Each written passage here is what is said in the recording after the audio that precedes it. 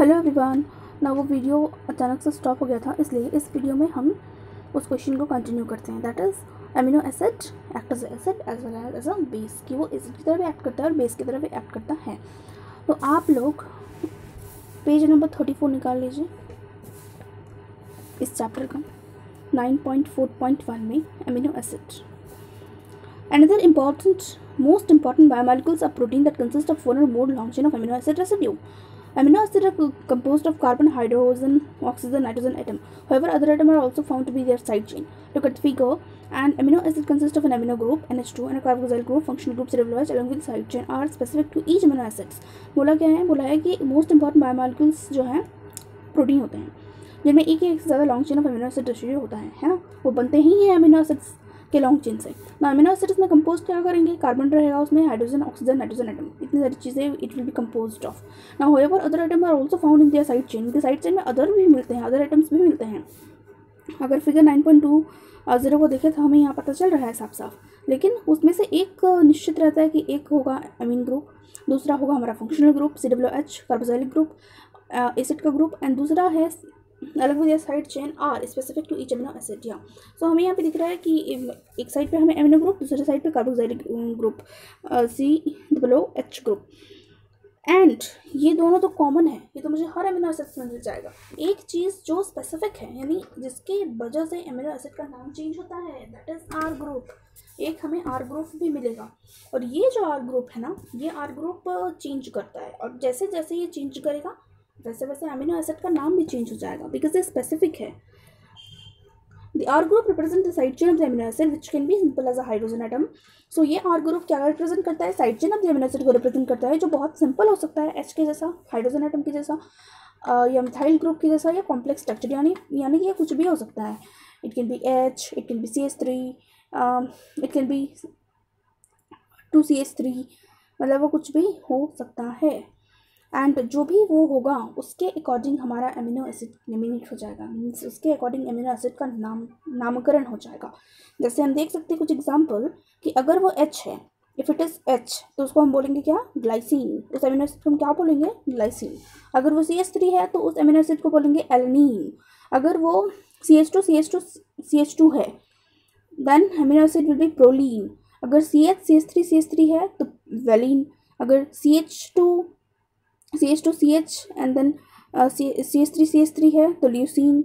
अगर CH3 और उससे फिर 2 कार्बन चेन जुड़ा हुआ है CH2CH3 का, then it will be isoleucine. तो इस तरह से जो है नेम चेंज हो रहा है, जैसे जैसे वो ग्रुप चेंज हो रहा है वैसे वैसे उसका नेम भी चेंज हो रहा है।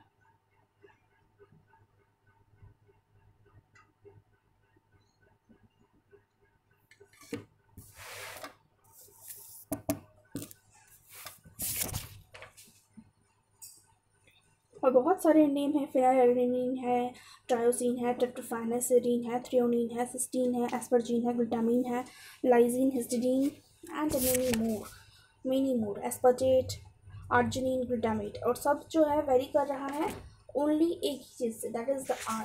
सबका आर अलग है, सब में हर चीज़ सेम है। कार्बोक्सिल ग्रुप है, एक अमीन ग्रुप है, एवरीथिंग इज, एक हाइड्रोजन है, एवरीथिंग इज सेम। आर बस चेंज जा रहा है, और उस आर के चेंजमेंट की वजह से उनका नाम चेंज जा रहा है। अगर CH2SH आ रहा है तो सिस्टीन बोल दे रहे हैं, वही CH2 डबल बॉन्ड NH2 आ रहा है तो एस्पर्जीन बोलेंगे। तो इस तरह से सिर्फ उस आर की वजह से नेम जो है बदल जा रहा है ना। और बहुत सारे इस तरह से अमीनो एसिड्स जो है चार्ट में दिए हुए हैं, 9.4 टेबल में दिए हुए हैं, which you can also memorize before exam. Now out of 500 amino acids known so far, 23 are found in a protein. जितने भी 500 amino acids known है उसमें से 23 जो है वो प्रोटीन है। they are called as a proteogenic protein building amino acids. उनको प्रोटियोजेनिक अमीनो एसिड्स भी बोलते हैं। And these amino acids constitute the monomer unit to form proteins. अब ये जो अमीनो एसिड्स हैं ये monomer unit, it will constitute the monomer unit, जिससे क्या करेगा? वो प्रोटीन का फॉर्मेशन करेगा। 20 of the 23 proteogenic amino acids 20 of the 23 proteogenic amino acids are encoded directly by the triplet codon in the genetic code and they are known as standard amino acids. तो हमने क्या पढ़ा? 500 amino acid में 23 जो है वो प्रोटेजेनिक थे, और उस 23 प्रोटेजेनिक में से जो 20 हैं वो 20 को हम क्या करेंगे? डायरेक्टली इनकोड करेंगे triplet codon of the genetic code के through, triplet codon of the genetic code के थ्रू, जिसको हम बोलते हैं स्टैंडर्ड अमीनो एसिड्स। उसमें से 20 को स्टैंडर्ड अमीनो एसिड्स बोलेंगे।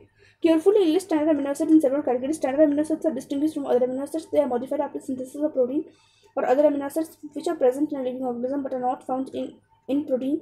Non-standard amino acids. तो standard amino acid का मतलब वो amino acids जो अदर से डिस्टिंग्विश हो एंड सिंथेसिस के बाद जो मॉडिफाई हो, जो सिंथेसिस ऑफ प्रोटीन जो मॉडिफाई हो जाए after the synthesis of protein, या ऐसे टाइप ऑफ एमिनो एसिड्स जो प्रोटीन में पाए बट जो लिविंग ऑर्गेनिज्म में तो होते हैं लेकिन प्रोटीन में नहीं पाया जाता, which are not present in the protein, उनको हम बोलते हैं नॉन स्टैंडर्ड, उनको हम बोलते हैं नॉन स्टैंडर्ड एमिनो एसिड्स.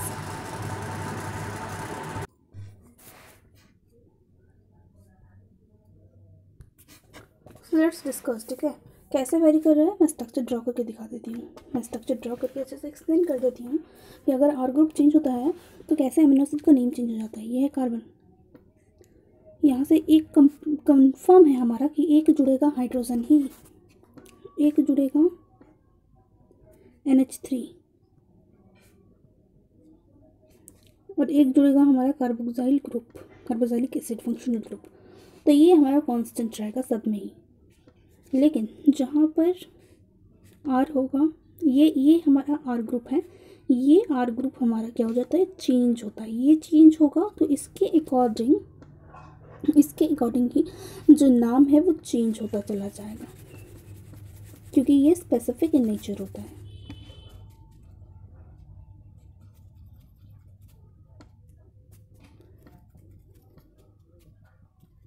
अब ये अगर हो गया H तो नाम हो जाएगा ग्लाइसिन.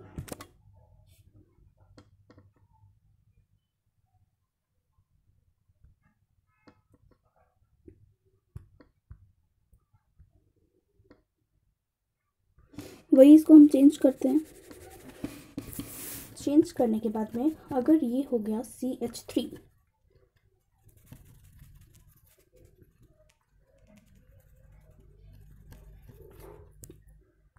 अगर ये हो गया CH3 तो उसका नाम हो जाएगा एलेनिन. नाम उसका हो जाएगा एलेनिन. H होगा तो नाम क्या हो जाता, नाम क्या हुआ था, ग्लाइसिन. ठीक उसी तरह से CH3 हो गया तो नाम हो गया एलेनिन. अगर हो जाएगा CH2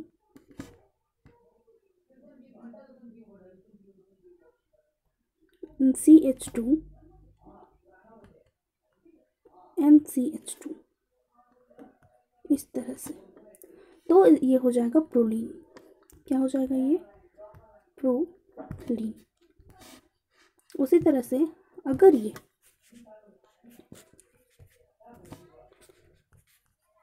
फिर से आर ग्रुप चेंज हो जाए एंड होकर के फॉर्म क्या करे, आर ग्रुप जो है वो हो जाए CH3 एंड CH3 तो क्या हो जाएगा ये वैलीन. सिमिलरली अगर ये COO minus CHNH3 plus CH3 and CH3 group हो जाता है तो हो जाएगा ल्यूसीन. मतलब आर ग्रुप जैसे जैसे चेंज हो रहा है नाम भी चेंज होता चला जा रहा है.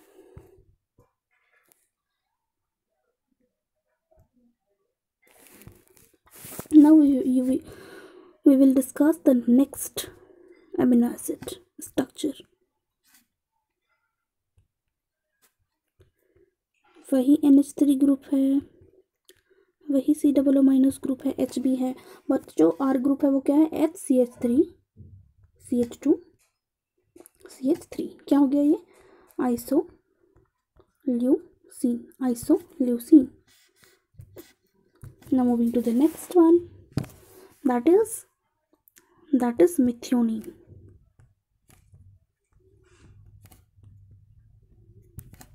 उसमें क्या होगा, CH2 होगा, S होगा एंड देन CH3 होगा. ये क्या हो जाएगा, मिथियोनीन, ये हो जाएगा methionine. Let's move toward the phenylalanine की। फिनाइल एलेनिन का हम कैसे लिखेंगे, तो फिनाइल एलेनिन का देखो जो कार्बन है, ये मेन कार्बन है, H C double bond O NH3 सब में सेम है। तो अब इसके बाद के जितने भी स्ट्रक्चर्स हम डिस्कस करेंगे हम नहीं लिखेंगे फॉर सेविंग द टाइम, क्योंकि हमें तो पता है ना कि सेम होता है। इवन एफ हम नहीं भी लिखेंगे तो पता होना चाहिए कि यहाँ पे H ही होना है, यहाँ पे एमीन ग्रुप ही होना है, यहाँ पे हमारा कार्बोक्सिल फंक्शनल ग्रुप ही होना है। तो इसको अब से नहीं लिखेंगे, जो चेंज हो रहा है सिर्फ उसी को लिख रहे हैं, that is the R group. हमारा मतलब है आर ग्रुप से, क्योंकि वो चेंज हो रहा है तो नाम चेंज हो जा रहा है, तो अब से हम सिर्फ आर ग्रुप लिख के बता रहे हैं, दैट इज CH2 और बेंजीन जहाँ पे हो जाए, that will B phenyl alanine. Moving toward the next, tyrosine, जिसमें हो जाएगा CH2 and a functional group OH attached to the this position, so ये हो जाएगा टाइरोसिन, टाइरोसिन।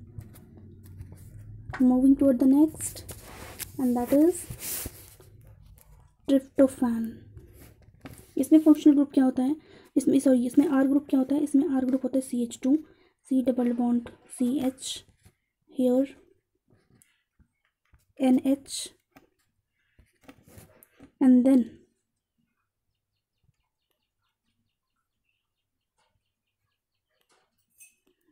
this, ये होता है ट्रिप्टोफैन का।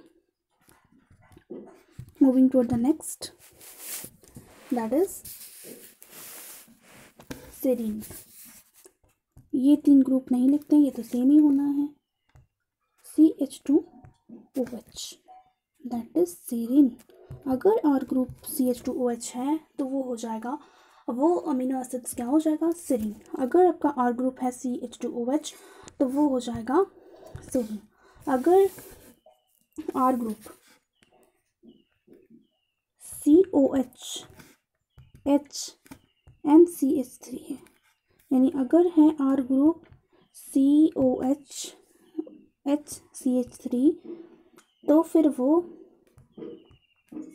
हो जाएगा थ्रियोनीन, थ्रियोनीन। अगर ये हो गया आर ग्रुप तो हो जा रहा है threonine. Now moving toward the next one, that is cysteine. अगर ये आर ग्रुप हमारा हो जा रहा है CH2SH तो वो है सिस्टीन। फंक्शनल आर ग्रुप अगर CH2SH है तो cysteine, CH2SH cysteine.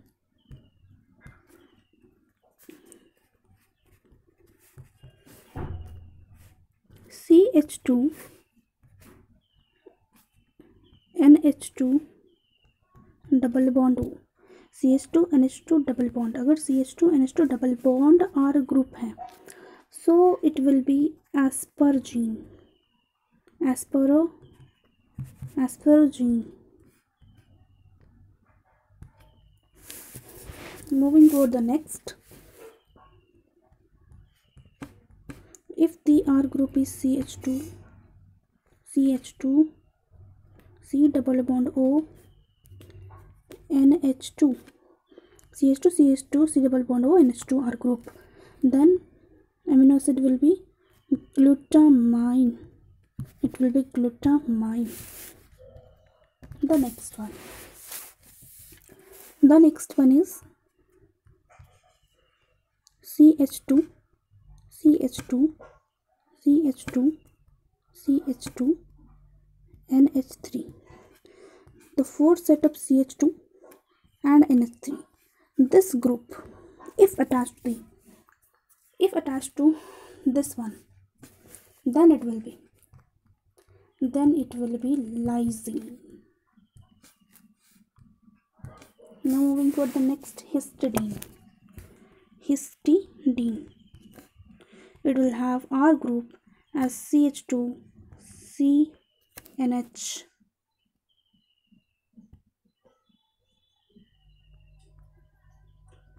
In this R group it will have CH2, C double bond, C, NH, N double bond connected with CH.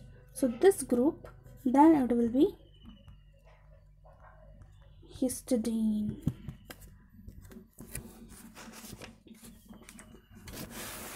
Now let's move toward arginine. Let's move toward arginine. It is that amino acid which will contain an R group, CH2, CH2, CH2, NH, C double bond NH2, and again an NH2. So CH2, CH2, CH2, CH2, CH2, CH2, and CH2, CH2, CH2, NH, C double bond NH2, again NH2. Then it will be arginine. Moving toward aspartate. Aspartate will have R group CH2 and COO minus. CH2 and COO minus, CH2 and COO minus R group. Then it will be aspartate.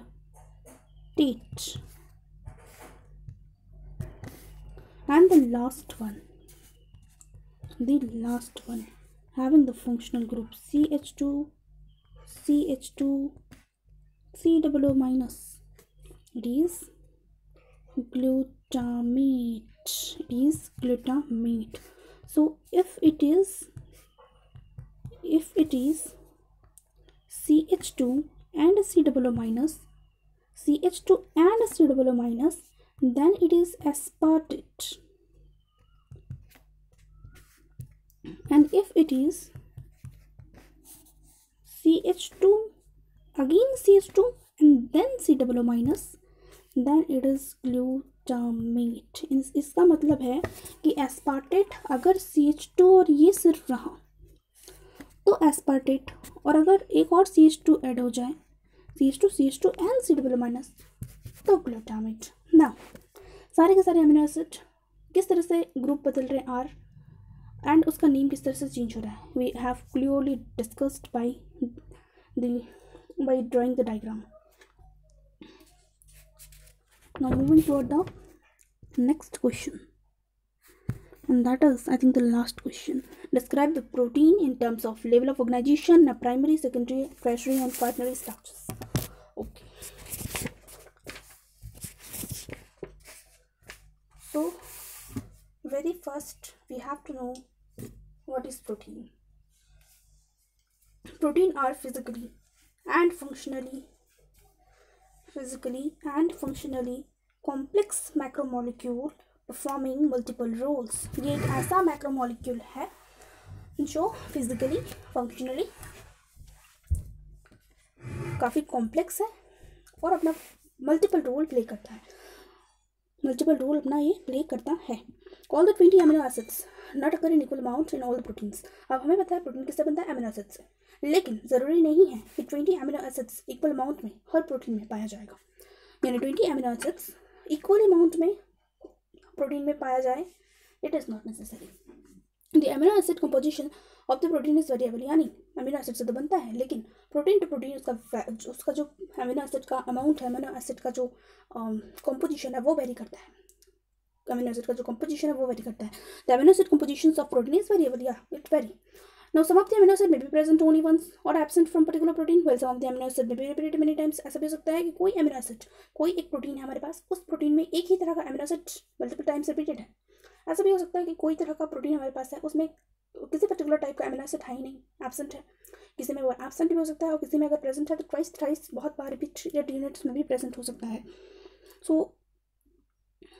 Some of the proteins contain single polypeptide, ऐसा हो सकता है। The smaller amino acid predominant in most of the protein, smaller amino acid predominant in most of the protein, लेकिन जो smaller वाला amino acid है वो बोल रहा है कि प्रेडोमिनेंट होता है, यानी लगभग प्रोटीन्स में पाया जाता है।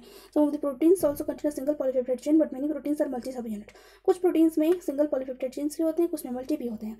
मल्टी प्रोटीन मोर कॉम्प्लेक्स होता है स्ट्रक्चर में, ऑब्वियसली मल्टी है तो it will be more complex in structure and it will contain more than 2 polypeptide chains. The individual polypeptide chain, the multi subunit proteins may be identical or different. अब यही जो polypeptide chain है वो different भी हो सकते हैं, identical भी हो सकते हैं।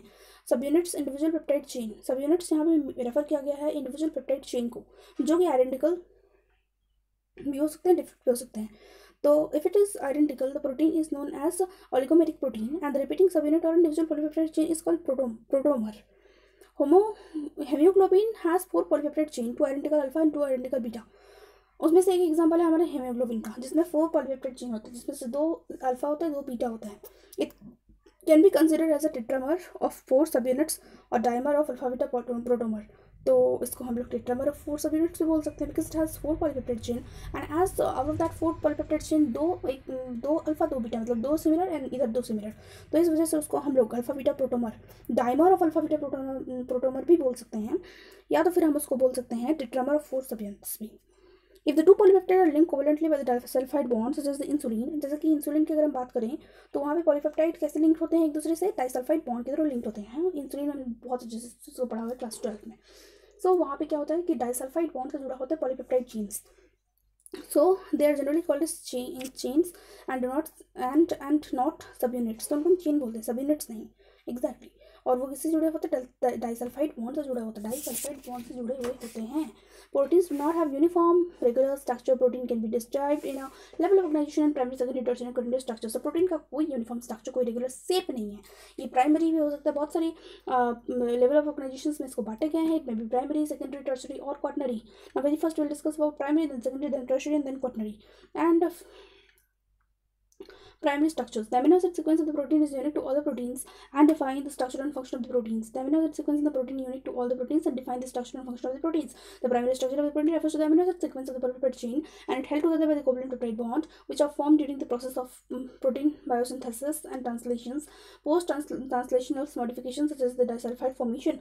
Now, phosphorylations and glycolysations are usually also considered a part of the primary structure and cannot be read from the genes as they occur after translation is completed. So primary structure of जो है, primary structure protein को amino acid sequence को refer करता है, amino acid के sequence को, polypeptide chain के amino acid sequence को जो है वो रेफर करता है। एंड ये यहाँ पे कोवेलेंट पेप्टाइड बॉन्ड्स के थ्रू ये जुड़े हुए होते हैं। And post transitional modifications, disulphide formations होता है, फॉस्फोराइलेशंस होता है, ग्लाइकोलाइजेशंस होता है। तो यही सब यहाँ पे दिया हुआ है। सेकेंडरी में बोल रहा है कि highly regular local substructures है ये, इसका मेन टाइप है, मेन टाइप तो इसका प्रोटीन में ऑब्जर्व हुआ alpha helix and beta sheet के फॉर्म में। एंड 1951 में लिनियस पॉलिन ने इसको सजेस्ट किया था। The secondary structures are defined by the pattern of hydrogen bond. Secondary structure hydrogen bond के पैटर्न से भी डिफाइंड होता है, जो पैटर्न हमें देखने को मिलता है main chain peptide group present in same chain और डिफरेंट चेन, है ना। Hydrogen bond between the main chain peptide group present in same chain और in different chain. Third one is tertiary structure, it refer to the 3 dimensional structure of the protein molecules. तो tertiary structure का मतलब ये 3D structure, 3D structure तो 3 dimensional structure of the protein molecule को indicate कर रहा है। Primary sequence of amino acid folds into the secondary structure or also secondary structure elements like helicase, turn, coil, some come together through the various non-covalent interactions and get folded into the tertiary structure. This structure is functionally active as well as compact globular in nature. The secondary structure of globular in nature होता है and folding of secondary structure into tertiary is driven by the hydrophobic interactions, but the structure is stable only when a part of the protein is domain. तो जो tertiary part है, बोल रहे secondary part जो है उस secondary part से ही वो टर्शरी पार्ट डराइव हुआ है, सेकेंडरी स्ट्रक्चर का फोल्डिंग से ही डराइव हुआ है जो टर्शरी पार्ट है अब वो। एंड ये इंडिपेंडेंटली एग्जिस्ट कर सकता है, जब प्रोटीन का पार्ट डोमेन हो देन ही वो स्टेबल कर सकता है and can exist independently and sufficient to perform the functions are locked into place by specific tertiary interactions such as the salt-bridge hydrogen bond and the tight packing of the side chain and disulfide bond. The variety of the common and stable tertiary structure appear in a large number of proteins. अब ये जो common stable structure है, ये common stable tertiary structure है, ये large number of proteins में देखने को हमें मिलेगा। एग्जाम्पल देते हैं, many proteins shaped like TIM barrel. The TIM barrel folds in a tertiary structure which contains the 8 antiparallel beta strand in a circle and each connected with row और helix in between. ये एक example दिया गया tertiary structure का, किस तरह से tertiary structure को ये रिप्रेजेंट कर रहा है. The last one will discuss the quaternary structure. Quaternary structure arrangement of multiple folds of proteins in multiple सब यूनिट कॉम्प्लेक्स है. और मतलब एक प्रोटीन का प्रोटीन्स का बहुत सारे मल्टीपल फोल्ड्स में अरेंज होना, उसको बोल रहे हैं हम क्वाटरनरी स्ट्रक्चर. ये fourth level of complexity protein structure को रिफ्लेक्ट करता है, मतलब काफ़ी कॉम्प्लेक्स स्ट्रक्चर है ना. मॉलिकुलर वेट भी बहुत ज़्यादा होता है, 100 kd कंसिस्ट ऑफ 2 और मोर पॉलीपेप्टाइड चेन, और पॉलीपेप्टाइड चेन तो डेफिनेटली 2 से ज़्यादा ही होंगे. Each of the polypeptide unit is called सब यूनिट. इसमें हर एक पॉलीपेप्टाइड यूनिट को हम सब यूनिट बोलते हैं. और ये जो सब यूनिट है आइडेंटिकल हो सकते हैं, डिफरेंट प्राइमरी स्ट्रक्चर्स या डिफरेंट प्राइमरी स्ट्रक्चर्स भी हो सकते हैं. और spatial arrangement of the association of these subunits constitute quaternary structure. Multi subunits proteins perform diverse functions in which one subunit may be regulatory in nature and another may be catalytic one. Hemoglobin, DNA polymer and ion channels are well known example. इसमें कुछ examples भी हैं. Hemoglobin, DNA polymerase, ion channel, ये सब examples हैं multiple subunit protein with quaternary structures का. तो याद रखना है कि hemoglobin, DNA polymerase, ion channel ये सब क्या है, example of quaternary structures. Quaternary structures के examples हैं.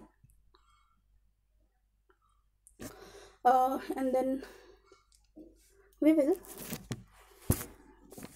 also discuss this, how it looks, the structure of the primary protein, secondary, tertiary, quaternary, that how it looks. I'm trying to draw it. So this type of moti like structures, in this way it is just helically. This one is these are the circles. These are the circles. In this way they are arranged in a chain like fashion. So ये है हमारा, ये हो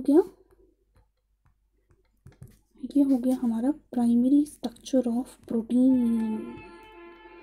primary structure of protein. ये गोल गोल जो दिख रहे हैं ये सब क्या है, एमिनो एसिड्स हैं. ये क्या है, एमिनो एसिड्स हैं. नाउ सेकेंडरी पे चलते हैं. सेकेंडरी का मतलब है अल्फ़ा हेलिक्स, जो हमने पढ़ा था क्लास 12 में मॉलिक्यूलर जेनेटिक्स में. Alpha helix and beta pleated seat like structure. तो ये हो गया, इस तरह से था. ये हो गया उसका सेकेंडरी. ये अल्फ़ा हेलिक्स को रिप्रेजेंट कर रहा है एंड बीटा प्लेटेड सीट को रिप्रेजेंट कर रहा है. Now the third one, tertiary.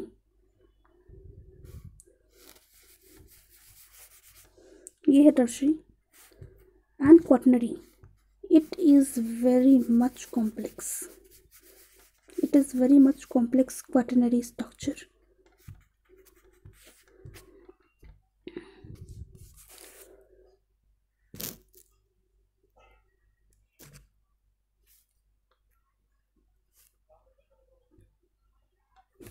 Now let's discuss something more about protein. And proteins are often bound to ligands such as cofactor, coenzyme to other macromolecules on the basis of their composition. जैसे हमने इसको classify किया primary secondary tertiary के according, ठीक उसी तरह से वो क्लासीफाई इस तरह से भी होता है, कंपोजिशन के बेसिस पे भी होता है. तो कंपोजिशन के बेसिस पे अगर हम देखेंगे तो वो हो जाएगा classify on the basis of composition. The first is simple protein, then conjugated proteins, and then derived protein. The first is simple protein, then conjugated proteins, and third one is derived protein. Simple proteins का मतलब क्या हुआ? The proteins that are made up of amino acids joined together by peptide bond. On treatment with the acid, protein gets hydrolyzed by deliberate constant amino acid, and these proteins are further divided on the basis of their solubility.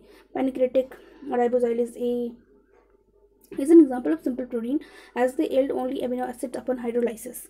तो simple proteins वो जो proteins amino acid से बने हुए हैं, जो peptide bond के through जुड़े हुए हैं, जो एमिनो एसिड से बने हुए हैं एंड पेप्टाइड बॉन्ड के थ्रू जुड़े हुए हैं. जैसे ही एसिड के साथ में उसका ट्रीटमेंट करेंगे, protein will get hydrolysed. Whenever it will be treated with acid, जब भी उसको एसिड के साथ में ट्रीटमेंट किया जाए तो प्रोटीन हाइड्रोलाइज हो जाएगा and it will liberate the constituent amino acid. These proteins are further divided on the basis of their solubility. इनकी solubility के बेसिस पे इसको फर्दर ही हम डिवाइड करते हैं. एग्जाम्पल इसका है, सिंपल प्रोटीन का जो एग्जाम्पल है वो है pancreatic ribonuclease A, RNase A, ये इसका एग्जाम्पल है। It yield only amino acid upon hydrolysis, तो जैसे हाइड्रोलाइसिस करवाएंगे सिर्फ एमिनो एसिड येल्ड करेगा। The second one is conjugated proteins. These proteins contains permanently associated chemical composition along with the amino acids.